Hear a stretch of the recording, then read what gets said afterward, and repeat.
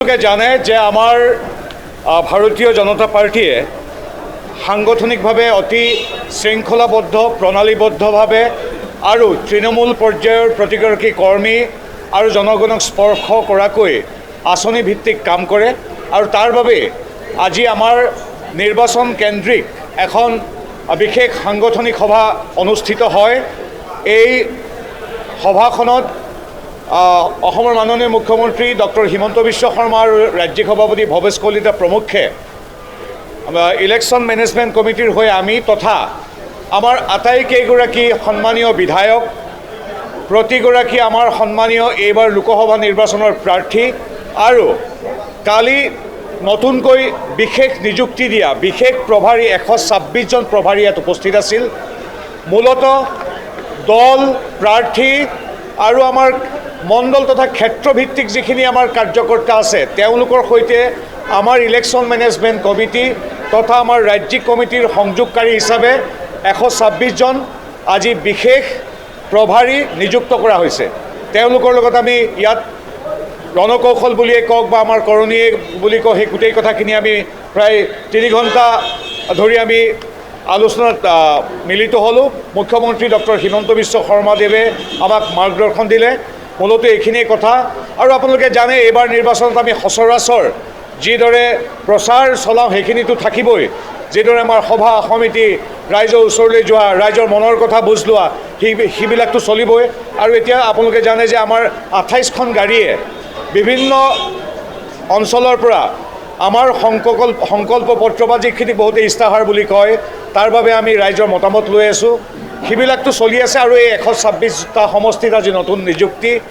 আৰু কালি মুখ্যমন্ত্ৰী মহোদয়ে সংবাদমেলত আপোনালোকক কৈছে এইবাৰ আমাৰ নিৰ্বাচনৰ এটা বিশেষ অংশ হ'ল আমাৰ প্ৰতিটো পৰিয়াললৈ গৈ কোনোবাই অৰুণোদয় আঁচনি পাবলৈ আছে নেকি যাৰ প্ৰাপ্য, কোনোবাই আয়ুষ্মান কাৰ্ড পোৱাৰ যোগ্যতা আছে প্ৰাপ্য তেওঁলোকে পোৱা নাই নেকি, কোনোবাৰ অঞ্চলৰ এটা মূল প্ৰধান পথ যদি নিৰ্মাণ কৰিব লাগে কেনেবাকৈ হোৱা নাই নেকি, এই কথাবিলাক আমি সৰজমিনভাৱে গৈ প্ৰতিটো পৰিয়ালৰ সৈতে কথা পাতি নিৰ্দিষ্ট আমি ফৰ্ম ফিল আপ কৰি দলৰ ফালৰ পৰা সকলোবিলাক ইয়াত আমি সংকলন কৰি আমি ৰাজ্য চৰকাৰৰ মুৰব্বী ডক্টৰ হিমন্ত বিশ্ব শৰ্মাদেৱক আগবঢ়াই দিম। এইখিনি আটাইতকৈ নতুন ইতিবাচক কথা, য'ত ৰাজনীতি সমাজনীতিৰ সমান্তৰালভাৱে প্ৰতিটো অঞ্চলৰ যাতে সামগ্ৰিক বিকাশ উন্নয়ন হয় সেইকাৰণে আমাৰ এই নতুন এক কাৰ্যসূচী লৈছোঁ। উল্লেখযোগ্য যে আনকি মেট্ৰিক পৰীক্ষাৰ্থী বা পৰীক্ষাত পাছ কৰা ছাত্ৰীসকল যাক আমি নিযুত মইনা আঁচনিত সামৰি ল'ম, তেওঁলোকৰ মনৰ কথা তেওঁলোকৰ ইচ্ছাও আমি ইয়াত সামৰি ল'ম। প্ৰায় 7টামান বিষয়বস্তু সামৰি নিৰ্বাচনৰ প্ৰচাৰ, মানুহৰ ঘৰলৈ যোৱা, মনৰ কথা লোৱা, আশীৰ্বাদ লোৱা, এইবিলাক সমান্তৰালভাৱে এইটো নতুন যিটো মুখ্যমন্ত্ৰী মহোদয়ে ইতিবাচক আৰু পূৰ্বতে ক'তো নোহোৱা কাম হাতত লৈছে এইখিনিও আমি চলাই দিম। ইয়াৰ বিষয়ে আমি আলোচনা কৰিলোঁ। বাকীখিনি আমাৰ কিছু ভিতৰুৱা আভ্যন্তৰীণ কথাও আছে। সি যি কি নহওক খুব ইতিবাচকভাৱে আমি আগবাঢ়িছোঁ আৰু আমি ভাবোঁ বিপুল এটা অভিলেখ গঢ়ি আমি এইবাৰ নিৰ্বাচনত ৰাইজৰ আশীৰ্বাদ লভিবলৈ সক্ষম হ'ম।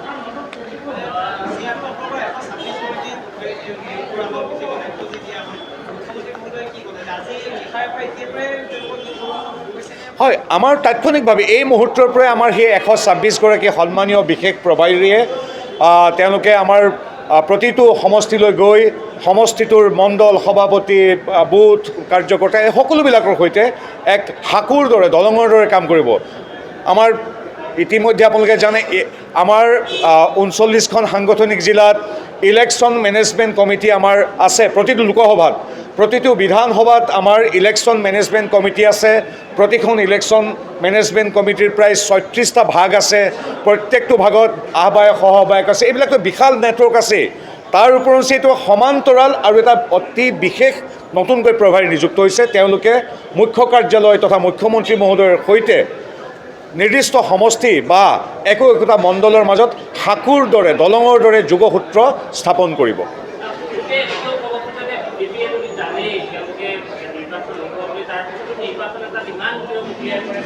সেইটোৱেতো নিৰ্বাচনৰ বিশেষত্ব। নিৰ্বাচন নাথাকোঁতেও গণসংযোগ, জনসংযোগ, ৰাইজৰ মনৰ কথা, ৰাইজৰ সৈতে সময় কটোৱা প্ৰতিখন চোতাললৈ যোৱা এই কামখিনিতো বেলেগতকৈ বিশেষত্ব বাকী ৰাজনৈতিক দলবিলাকে নিৰ্বাচনৰ আগত কুলি চৰাইৰ দৰে আহে কিন্তু প্ৰতিটো মুহূৰ্ততে সুখে দুখে অতি সাংগঠনটো শক্তিশালী কৰি ৰাইজৰ সৈতে সময় কটোৱাটো ৰাইজৰ মনৰ কথা জনাটো ৰাইজৰ সৈতে সাংগঠনিক শক্তি বৃদ্ধি কৰাটোৱেইতো ভাৰতীয় জনতা পাৰ্টিৰ বিশেষত্ব গতিকে আমি ভাবোঁ এইটোৱে হ'ল আমাৰ অতি বিশেষত্ব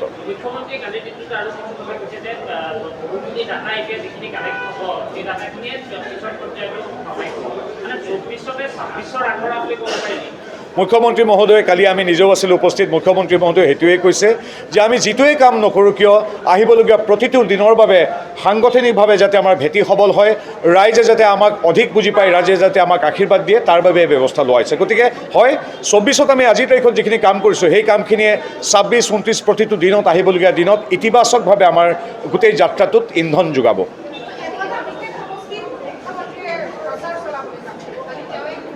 তো মুখ্যমন্ত্ৰীয়ে জনাইছে তেখেতৰ বক্তব্যৰ ওপৰত মই নকওঁ মুখ্যমন্ত্ৰী আমাৰ সকলোৱে জানে আমাৰ এগৰাকী মাৰ্গদৰ্শক তেওঁক সকলো সমষ্টিয়ে বিচাৰে ৰাইজে ওচৰৰ পৰা বিচাৰে গতিকে মুখ্যমন্ত্ৰী মহোদয়ে প্ৰায় শতাধিক ঠাইত সভা বা ৰোড শ্ব' কৰিব গতিকে ১২৬টা সমষ্টিৰ ১২৬টা সমষ্টিয়ে বিচাৰিছে সময় কেনেকৈ মিলাই এইটো তেখেতে চাব এইখিনি আমাৰ ক'বলগীয়া অসমবাসী ৰাইজৰ আশীৰ্বাদৰ বাবে আমি আনুষ্ঠানিকভাৱে ভাৰতীয় জনতা পাৰ্টিৰ পৰা পুনৰবাৰ আপোনালোকক ৰাইজক ধন্যবাদ জনাইছোঁ সংবাদ মাধ্যমৰ জৰিয়তে সত্য বিশ্বাসৰ সততাৰে ৰাইজৰ স্বাৰ্থ নৰ্থ ইষ্ট নিউজ আছাম